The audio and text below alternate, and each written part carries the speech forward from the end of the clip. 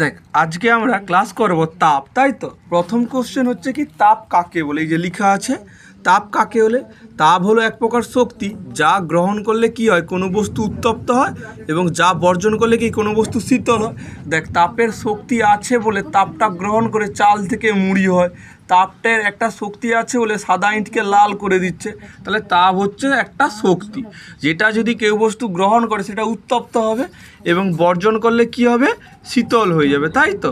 তাহলে এই যে তাপ, এই তাপ মাপতে গেলে কোন যন্ত্র লাগে, তাপ মাপতে গেলে কোন যন্ত্র লাগে বল, ক্যালোরিমিটার। আর তাপের একক যেমন ভরের একক হয় গ্রাম, কিলোগ্রাম, সেরকমই তাপেরও একক আছে। সিজিএস একক যেটা হচ্ছে ছোট একক, সেটাকে বলা হয় জুল, এবং এসআই যেটা হচ্ছে বড় একক, এটা হবে ক্যালোরি। ক্লিয়ার? তাপ আর তাপমাত্রা দুটো জিনিস আলাদা। তাপমাত্রাকে অপর নামে ডাকা হয় উষ্ণতা। আমাদের জ্বর হলে যে থার্মোমিটারের সাহায্যে মাপি, এটা হচ্ছে একটা উষ্ণতা বা তাপমাত্রা মাপি। বোঝা গেছে? তাহলে তাপমাত্রা হলো এমন একটা তাপীয় অবস্থা যা স্থির করে ওই বস্তুটি তাপ গ্রহণ করবে না তাপ বর্জন করবে। দেখ একটা বরফ আছে আর একটা গরম লোহার দণ্ড আছে, দুজনকে যদি সংস্পর্শে রাখো তাহলে কি লোহার দণ্ড তাপ বর্জন করবে এবং এক টুকরো যে বরফের টুকরো সেটা তাপ গ্রহণ করবে। তাহলে কতক্ষণ এই প্রক্রিয়াটা চলতে থাকবে, যতক্ষণ না দুজনের তাপমাত্রাটা সমান না হয়, তাই তো। সেটাই বলেছে তাপমাত্রা বা উষ্ণতা হলো এমন এক তাপীয় অবস্থা যা স্থির করবে ওই বস্তুটি তাপ গ্রহণ করবে না তাপ বর্জন করবে।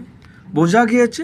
আমরা তাপের দুটা একক পড়েছি, সেইরকমই উষ্ণতা বা তাপমাত্রা এরও দুটা একক পড়ব। একটা হচ্ছে সিজিএস একক যেটাকে বলি সেলসিয়াস, আর একটা এসআই একক যেটাকে বলা হয় কেলভিন। ক্লিয়ার? তাপ মাপার যন্ত্রের নাম কি পড়েছি, ক্যালোরিমিটার পড়েছি। এবার উষ্ণতা মাপার একক যন্ত্রের নাম পড়ব থার্মোমিটার। আমাদের বাড়িতে যে থার্মোমিটার থাকে, এই থার্মোমিটার তিন প্রকার, একটা হচ্ছে সেলসিয়াস, একটা হচ্ছে ফারেনহাইট, আর একটা হচ্ছে কেলভিন। ক্লিয়ার?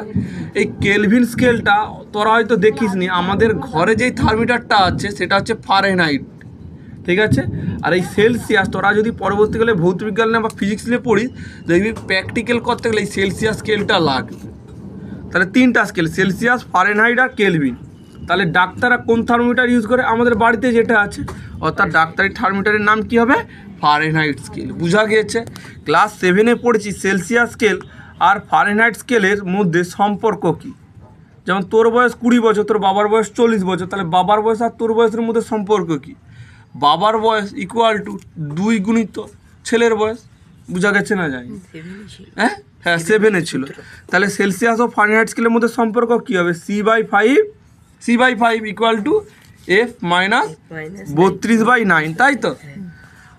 আর সেলসিয়াস আর কেলভিন স্কেলের মধ্যে সম্পর্ক কি, সেলসিয়াস স্কেলের মান যা হবে তার সঙ্গে 273 যদি যোগ করে দিই, সেটাই হবে কেলভিন স্কেলের মান।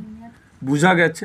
তাহলে যদি সেলসিয়াস স্কেলের মান 27 হয়, তাহলে কেলভিন স্কেলের মান কত হবে, তার সঙ্গে 273 যোগ করে দেবো, যা হবে হবে। বোঝা গিয়েছে না যায়নি? গিয়েছে? দেখ দুটা স্কেল, একটা হচ্ছে দেখ এটা হচ্ছে সেলসিয়াস, এটা হচ্ছে ফারেনহাইট, এটা হচ্ছে কেলভিন। দেখ সেলসিয়াস স্কেলে নিম্ন স্থিরাঙ্ক 0 ডিগ্রি, ঊর্ধ্ব স্থিরাঙ্ক তো 100 ডিগ্রি। এটা হচ্ছে কি ফারেনহাইট স্কেল, নিম্ন স্থিরাঙ্ক 32 ডিগ্রি, ঊর্ধ্ব স্থিরাঙ্ক 212 ডিগ্রি। এটা হচ্ছে কেলভিন স্কেল, নিম্ন স্থিরাঙ্ক 273 ডিগ্রি আর ঊর্ধ্ব স্থিরাঙ্ক 373 ডিগ্রি। বোঝা গেছে না যায়? এত দূর যে পড়াইছে এইগুলো হচ্ছে একটা তাপ চ্যাপ্টারটা শুরু করতে গেলে বেসিক ইনফরমেশান দিতে হয়। যেমন একটা সিনেমা রিলিজ হওয়ার আগে ট্রেলার দেখে দেয়, মানে একটু একটু একটু একটু, ঠিক এই চ্যাপ্টারটাও তাপ সেই রকমই। তাপটা শুরু করতে গেলে একটু একটু জাস্ট দেখিয়ে দিচ্ছে। আচ্ছা, কোনো বস্তু দ্বারা গৃহীত বা বর্জিত তাপ কোন কোন বিষয়ের উপর নির্ভর করে, এটা হয়তো পরীক্ষায় থাকবে। কি কার কার উপর, বস্তুটির ভরের উপর, বস্তুর উপাদানের উপর, আর একটা উষ্ণতা বৃদ্ধি বা হ্রাসের জন্য। দেখ 1 কেজি চাল ফুটাইতে যে তাপ লাগে তার চেয়ে বেশি তাপ লাগবে যদি চালের পরিমাণটা 100 কেজি হয়। তাহলে কার উপর নির্ভর করে, ভরের উপর নির্ভর করেনি। তাহলে যত ভর বেশি হবে তত তাপ বেশি গ্রহণ করবে। ক্লিয়ার? দেখ গরমকালে মাটিতে পা দিয়ে দাঁড়াবি, দেখবি কম ঠান্ডা লাগে, কিন্তু পিচে পা দিয়ে দাঁড়াবি বিশাল গরম লাগবে। কেন? এটা কেন? তাহলে মাটি একটা উপাদান দিয়ে তৈরি, পিচ একটা উপাদান দিয়ে তৈরি, আর দুটা উপাদান ভিন্ন হওয়ার জন্য তাপ গ্রহণ করার ক্ষমতা আলাদা আলাদা হবে। বোঝা গেছে না যায়? অতএব উপাদানের উপর নির্ভর করে। আর একটা উষ্ণতা হ্রাস বা বৃদ্ধির উপর নির্ভর করে। উষ্ণতা যত বাড়াবি তত তাপ গ্রহণ বেশি হবে, আর উষ্ণতা যত কমাবি তত টেস্ট কমে যাবে। ক্লিয়ার না? ক্লিয়ার না? তাহলে কোনো বস্তু দ্বারা গৃহীত বা বর্জিত তাপ কোন কোন বিষয়ের উপর নির্ভর করে? বল, বস্তুর ভরের উপর, বস্তুর উপাদানের উপর, আর উষ্ণতা বৃদ্ধি বা হ্রাসের জন্য। ক্লিয়ার? তাহলে এর গাণিতিক রাশিমালা কি হবে? Q equal to M S T. Q equal to কিউটাকে কি বলা হয়? তাপ বলা হয়। এমটাকে কি বলা হয়? মাস ব্র্যাকেটে ভর বলা হয়। এসটাকে বলা হয় স্পেসিফিক হিট। কি বলা হয়? স্পেসিফিক হিটকে বাংলায় কি বলে? আপেক্ষিক তাপ। আর T for temperature. Temperature means উষ্ণতা। বোঝা গেছে? এই আপেক্ষিক তাপ কার উপর নির্ভর করে? বস্তুটির উপাদানের উপর। মানে বস্তুটা কি উপাদান দিয়ে তৈরি? ওই যে মাটি একটা উপাদান দিয়ে তৈরি, ওই জন্য গরমকালে কম গরম হয়। পিচ, সিমেন্টের মেঝে, এগুলা গরমকালে খুব গরম হয়। কেন? এটা আলাদা উপাদান দিয়ে তৈরি। তাহলে তাপ গ্রহণ করার ক্ষমতা বা তাপ বর্জন করার ক্ষমতা, এটা উপাদানের উপর নির্ভর করে। আর এই উপাদানের উপর নির্ভর করে আপেক্ষিক তাপ। পরীক্ষায় কোশ্চেন দিবে আপেক্ষিক তাপ কোন বিষয়ের উপর নির্ভর করে? বস্তুটির উপাদানের উপর হয়ে যাবে অ্যান্সার। কোনো বস্তু দ্বারা গৃহীত বা বর্জিত তাপ কোন কোন বিষয়ের উপর নির্ভর করে? বস্তুটির ভর, উপাদানের উপর, আর হচ্ছে উষ্ণতা বৃদ্ধি বা হ্রাস। বোঝা গিয়েছে? তারপর 1 ক্যালোরি তাপ কাকে বলে? কি? তাহলে 1 গ্রাম বিশুদ্ধ জলের উষ্ণতা, ভর কত হবে? জলের ভর কত হবে? 1 গ্রাম। উষ্ণতা কত ডিগ্রি বাড়াবো? 1 ডিগ্রি সেলসিয়াস বাড়াবো। তাহলে 1 ডিগ্রি সেলসিয়াস বাড়াতে গেলে যে তাপ লাগে সেই তাপটা কি বলা? 1 ক্যালোরি। ক্লিয়ার? জলের আপেক্ষিক তাপ কত? জলের আপেক্ষিক তাপ 1 হবে। জলের আপেক্ষিক তাপ কত? 1 হবে। আচ্ছা, কিউ ইকুয়াল টু কি জানি? M S T. Q equal to কি? দেখ, কিউ ইকুয়াল টু কি? দেখ, যদি এস এর এম এর মান 1 গ্রাম হয় আর টির মান যদি 1 ডিগ্রি হয়, তাহলে কিউ ইকুয়াল টু কি হবে? এস হবে। বোঝা গেছে না? জানি। তাহলে এমটা কত? 1 গ্রাম, আর টিটা কত? 1 ডিগ্রি। তাহলে 1 গ্রাম ভরের উষ্ণতা 1 ডিগ্রি বৃদ্ধির জন্য যে পরিমাণ কিউ লাগে, অর্থাৎ যে পরিমাণ তাপ লাগে, তাকেই আপেক্ষিক তাপ বলে। বোঝা গেছে না? যায়নি? দেখ, Q equal to M S T. M এর মান 1 গ্রাম, টিরও মান 1 ডিগ্রি। তাহলে কিউ কার সঙ্গে সমান হবে? এস এর সঙ্গে সমান হবে। কিউ মানে তাপ। তাহলে একক ভরে উষ্ণতা 1 ডিগ্রি বৃদ্ধির জন্য যে পরিমাণ কিউ লাগে, অর্থাৎ যে পরিমাণ তাপ লাগে, তাকেই আপেক্ষিক তাপ বলে। বোঝা গিয়েছে? এবার পড়বো আপেক্ষিক তাপের একক। কি পড়বো? দেখ, কিউ ইকুয়াল টু কি জানি? M S T. তাহলে এস সমান কত হবে? কিউ বাই এম টি হবে। কিউর একক কি? ক্যালোরি ভাজিত এম এর একক কি? গ্রাম, আর টির একক কি? Degree Celsius. তাহলে ক্যালোরি ভাজিত গ্রাম ডিগ্রি সেলসিয়াস। বুঝা গেছে না? আরেকবার আস্তে করে বলো। বুঝায়নি? Q equal to M S T. Q equal to কত? M S T. তাহলে এস ইকুয়াল টু কত হবে? কিউ বাই এম টি হবে। বুঝায়নি? তাহলে কিউর একক কি? ক্যালোরি ভাজিত এম এর একক কি? গ্রাম ভাজিত ডিগ্রি সেলসিয়াস। তাই তো? তাহলে কিউ ইকুয়াল টু কি? M S T. তাহলে এস সমান কত হবে? Q by M T. কিউর একক কি? ক্যালোরি। ভরের একক কি? এম মানে ভর, ভর মানে গ্রাম, টি মানে উষ্ণতা মানে ডিগ্রি সেলসিয়াস। বুঝা গেছে? যদি বলে Q equal to M S T, আপেক্ষিক তাপ কাকে বলে? যদি এমটা 1 গ্রাম হয়, টিটা যদি 1 ডিগ্রি সেলসিয়াস হয়, তাহলে কি হবে? কিউটা এস এর সঙ্গে সমান হবে। কিউ মানে কি? তাপ, এস মানে আপেক্ষিক তাপ। তাহলে 1 গ্রাম ভরের বস্তুর উষ্ণতা 1 ডিগ্রি বৃদ্ধি করতে যে পরিমাণ তাপ লাগে, তাকে আপেক্ষিক তাপ বলে। বোঝা গিয়েছে?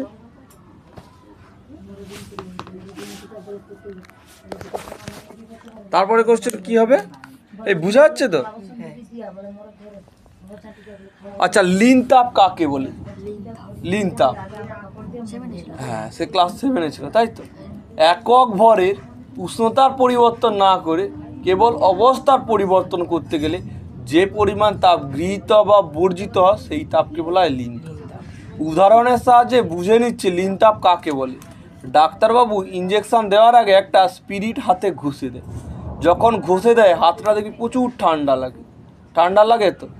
দেখ, ওই তরলটা উঠে যাচ্ছে বলে কি, উড়ে যাচ্ছে বলে তো ঠান্ডা লাগে। যদি ওখানে আমি এসির বাতাসের মধ্যে তোর হাত রাখি, অর্থাৎ ওই তরলটা ঘষার জন্য ঠান্ডা লাগে রে, না ওই এসির জন্য ঠান্ডা লাগলে বুঝতে পারবি নি। ওই জন্য উষ্ণতা স্থির রাখছে। বুঝা গেছে না? যায়নি? মানে ওর আশেপাশে বরফের বাষ্প দেয়নি বা এসিও রাখেনি, মানে যাতেও ঠান্ডাটা হবে ওর জন্যই ঠান্ডাটা পাও, এসির জন্য যে ঠান্ডা হয় এটা যেন না বুঝতে পারি। অবস্থার পরিবর্তন মানে কি, যে তরল থেকে বাষ্পে পরিণত হচ্ছে, তাহলে ওই স্পিরিটটা তোর হাতে ঘষে দিল, তরলটা ঘষে দিল, তরলটা কী হবে বাষ্পে পরিণত হচ্ছে, মানে কি অবস্থার পরিবর্তন হচ্ছে, আর তোর শরীর থেকে কি তাপটা গ্রহণ করতেছে বলে তো তোর শরীরে ঠান্ডা লাগছে, তাহলে এটাই হচ্ছে লীন তাপ। বোঝা গিয়েছে? কি বলবি, উষ্ণতার পরিবর্তন না করি, মানে উষ্ণতাকে কমাবো, উষ্ণতাকে কমালে তাহলে ওই লীন তাপ বুঝতে পারবি, ওই বাইরের এসির ঠান্ডা না ও উড়ে যাচ্ছে বলে ওটার ঠান্ডা তুই বুঝতে পারবি। ওই জন্য উষ্ণতার পরিবর্তন না করে কেবলমাত্র অবস্থার পরিবর্তন করতে গেলে, অবস্থার পরিবর্তন মানে কি তরল থেকে গ্যাসে হবে, অবস্থার পরিবর্তন করতে গেলে যে পরিমাণ তাপ গৃহীত হয়, হ্যাঁ তোর শরীর থেকে তাপটা গৃহীত হয় বলেই তো তোর শরীরে ঠান্ডা লাগে, যে পরিমাণ তাপ গৃহীত হয় বা বর্জিত হয় সেই তাপকে বলা হয় লীন তাপ। বোঝা গেছে? এই লীন তাপের জন্য কুকুর গরমকালে জিভ বের করে নিঃশ্বাস নেয়, এই লীন তাপের জন্য মাটির কলসির জল ঠান্ডা লাগে, এই লীন তাপের জন্য তো ভিজে শরীরে পাখা নিচে দাঁড়ালে ঠান্ডা লাগে। কেন? ভিজে গায়ে পাখা নিচে দাঁড়ালে আমাদের ঠান্ডা লাগে কেন? এটা কোশ্চেন আছে, বলি। ভিজে গায়ে যদি তুই পাখার নিচে দাঁড়া, তোর গায়ের উপর কি জল আছে, জলীয় কণা আছে, বাতাসের সংস্পর্শে এলে কি জলীয় কণাগুলো বাষ্পে পরিণত হবে, তাহলে জলীয় কণা থেকে বাষ্পে পরিণত হওয়ার জন্য কি হবে, লীন তাপ লাগবে, সেই লীন তাপটা কোথা থেকে নেবে, তোর শরীর থেকে নেবে, তাহলে শরীর থেকে লীন তাপ নিলে তোর শরীর ঠান্ডা লাগবে, এটা হতে পারে। আর গরমকালে কুকুর তার নিজের শরীরকে শীতল রাখার জন্য জিভ বের করে, কেন জিভের উপর কি জল আছে, জলটা কি বায়ুর সংস্পর্শে এলে বাষ্পে পরিণত হবে, বাষ্পে পরিণত হওয়ার জন্য প্রয়োজনীয় লীন তাপ কি কুকুরের জিভ থেকে সংগ্রহ করবে, তো জিভ থেকে তাপ সংগ্রহ করলে শরীরটা কি ঠান্ডা লাগবে। এবার নেক্সট হচ্ছে মাটির কলসির ভিতরে জল ঠান্ডা লাগে কেন? দেখ, মাটির কলসি হতে পারে বাট ওর গায়ে অসংখ্য ক্ষুদ্র ক্ষুদ্র ছিদ্র আছে, মানে জল হু হু করে বেরিয়ে আসবে নি, বাট জলটা চুইয়ে পুড়িয়ে আসবে। বোঝা গেছে না যায়? তাহলে মাটির কলসির গায়ে অসংখ্য ক্ষুদ্র ক্ষুদ্র ছিদ্র থাকে, সেই ছিদ্র দিয়ে জল চুইয়ে বাইরে বেরিয়ে আসে এবং বাইরে বায়ুর সংস্পর্শে এসে জলীয় বাষ্পে পরিণত হয় এবং বাষ্পে পরিণত হওয়ার জন্য প্রয়োজনীয় লীন তাপ কোথা থেকে সংগ্রহ করবে, কলসির ভিতরে থাকা জল থেকে। ফলে কলসির ভিতর থেকে যদি তাপটা সংগ্রহ করে তাহলে ভিতরে জলটা ঠান্ডা হবে নি? ঠান্ডা হবে তো। ক্লিয়ার? তাহলে আপেক্ষিক তাপ তারপরের কোশ্চেনে আসতেছে, আপেক্ষিক তাপ কোন বিষয়ের উপর নির্ভর করে, বস্তুটির উপাদানের উপর, তাই তো? আচ্ছা, এবার গলন কাকে বলে? গলন কাকে বলে? বরফ তরলে পরিণত হওয়াকে গলন বলে, তা কঠিন পদার্থ তরলে পরিণত হওয়াকে বলা হয় গলন। এবার গলনাঙ্ক কাকে বলে? গলনাঙ্ক কাকে বলে? গলনাঙ্ক হচ্ছে যে উষ্ণতা, এটা মেনশন করবি। গলনাঙ্ক মানে কি? গলনাঙ্ক মানে কি? যে উষ্ণতায়, অর্থাৎ প্রমাণ চাপে। এবার বলি প্রমাণ চাপটা কি? প্রমাণ চাপ হচ্ছে নর্মাল টেম্পারেচার। নর্মাল টেম্পারেচার মানে কি? চাপ বাড়বেও নি, চাপ কমবেও নি। এবার বলি চাপ কখন কমে যায়? তুই যখন দার্জিলিংয়ের পাহাড়ে উঠু তখন চাপ কমে যায়, আর তুই যে সমতলে বসে আছু চাপ ঠিক আছে, মানে বেশিও নয় কমও নয়। আবার মাটির গর্তের ভিতর ঢুকে যায় তখন চাপ বেড়ে যাবে। অতএব চাপটা ঠিক রাখাকেই বলা হয় প্রমাণ চাপ। বোঝা গেছে? তাহলে প্রমাণ চাপে যে উষ্ণতায় কোনো কঠিন পদার্থ তরলে পরিণত হয় সেই উষ্ণতাকে বলা হয় গলনাঙ্ক। ক্লিয়ার না? ক্লিয়ার। পরের কোশ্চেন হচ্ছে গলনাঙ্ক কোন কোন বিষয়ের উপর নির্ভর করে? বোঝা গিয়েছে? গলনাঙ্ক কোন কোন বিষয়ের উপর নির্ভর করে দেখবি। বরফে যদি আমরা নুন দিয়ে দিই দেখবি বরফটা তাড়াতাড়ি কি হবে, গলে যাবে, তাই তো? অর্থাৎ অপদ্রব্য যদি মিশে থাকে গলনাঙ্ক কি হয়, বেড়ে যায়। বোঝা গেছে না যায়নি? নোটাতেই।